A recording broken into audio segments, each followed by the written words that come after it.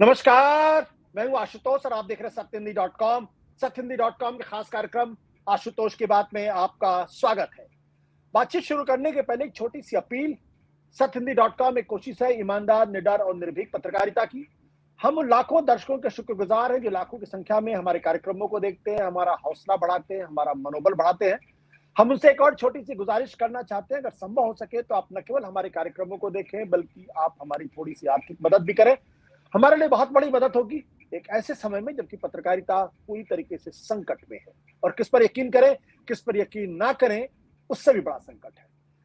तो आप इस वीडियो के डिस्क्रिप्शन में जाएं, सत्य हिंदी के सदस्य बने, थोड़ा सा आर्थिक भुगतान करके हमारे लिए बहुत बड़ी मदद होगी। और अब आज की बातचीत हम शुरू करते हैं। आज हम दरअसल बातचीत करना चाहते हैं राहुल गांधी के ऊपर। राहुल गांधी की अमेरिका यात्रा चल रही है।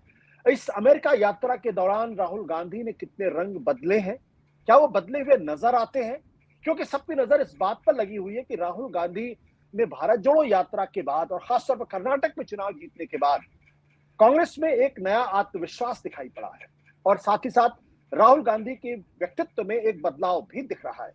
जिस तरीके की बातें उन्होंने अमेरिका यात्रा के दौरान पत्रकारों से की, साथ ही साथ जो इंटरनल मीटिंग्स थी, जो इंटेलेक्चुअल्स थे और बहुत सारे लोगों से, उस बातचीत का क्या मतलब है? क्या ये वही राहुल गांधी जिनके बारे में बार बार कहा जाता था कि राहुल गांधी को तो बार बार कांग्रेस पार्टी लॉन्च करना चाहती है लेकिन लॉन्च नहीं हो पा रहे हैं? क्या भारत जोड़ो यात्रा ने राहुल गांधी की समझ को बदल दिया है? क्या लोगों से मिलने के बाद उनकी सोच बदल चुकी है? और सबसे बड़ा सवाल इसी बात को लेकर यह है कि 2024 का लोकसभा का चुनाव अब महज एक साल से कम रह गया है। क्योंकि एक साल से कम रह गया, ऐसे में सवाल उठना लाजमी है कि क्या 2024 में नरेंद्र मोदी के सामने वो अपने आप में एक बड़ी चुनौती को बनकर उभरेंगे? क्या वो विपक्ष की एकमेव आवाज बनेंगे?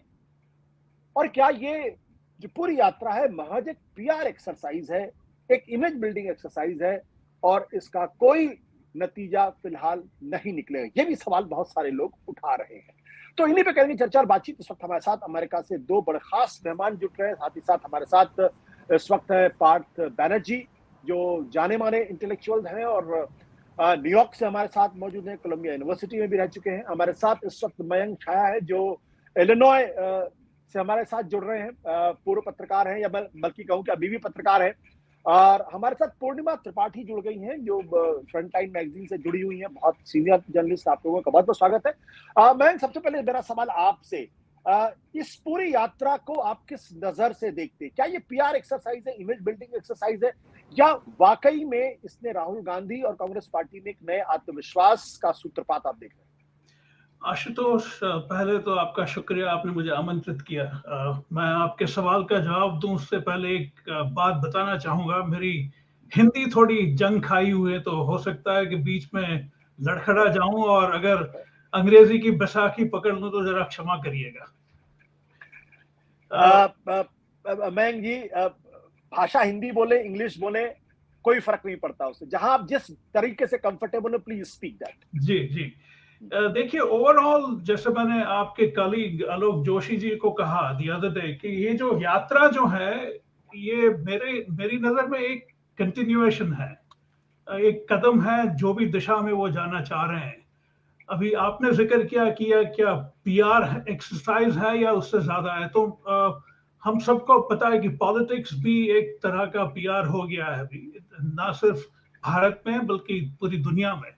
तो उस नजरिए से भी ये यात्रा का महत्व है, लेकिन जिस तरह से कांग्रेस पार्टी डिस्क्राइब कर रही है, जिस तरह से बीजेपी के नेतागण रिएक्ट करते हैं ऐसी चीजों पे, मुझे नहीं लगता कि इसका इतना बड़ा असर भारत के राजनीति के, खासकर चुनाव के संदर्भ में कुछ पड़ेगा।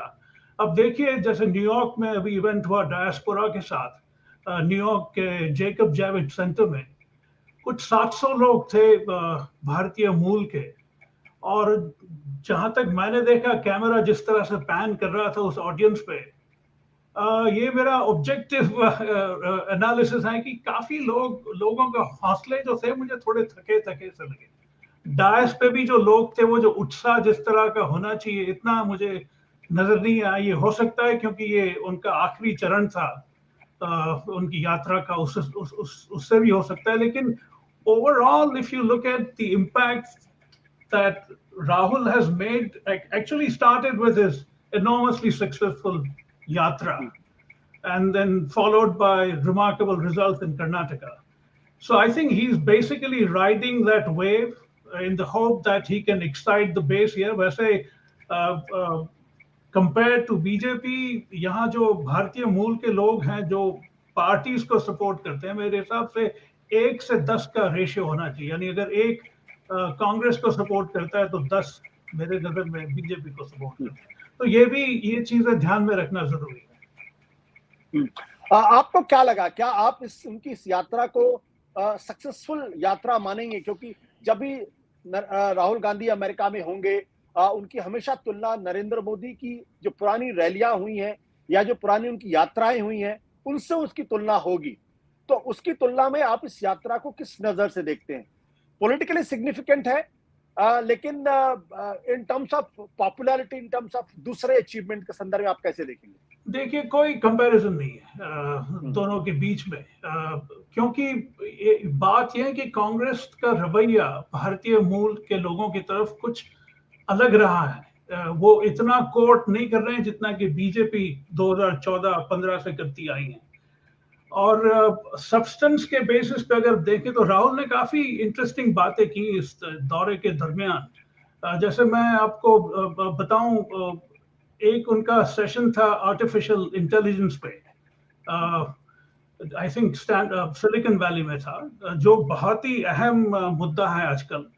तो उसके सिलसिले में उन्होंने जो बात की कि भारत चाइना के साथ एक डेटा का इतना बड़ा रिसोर्स बन गया है अब कि आर्टिफिशियल इंटेलिजेंस के लिए ये बहुत ही महत्वपूर्ण एसेट भारत के पास है. जैसे ऑयल एक जमाने में सऊदी अरेबिया के लिए हुआ करता था, वो आज डेटा है. और डेटा भारत इतना पर्याप्त प्राप्त कर चुका है अब तक कि उसको किस तरह से इस्तेमाल करें एआई के कंस्ट्रक्टिव यूज में, वो बात उन्होंने जो की वो काफी इंपॉर्टेंट थी. लेकिन ऐसी बातें जो हैं वो राजनीति में चलती नहीं है.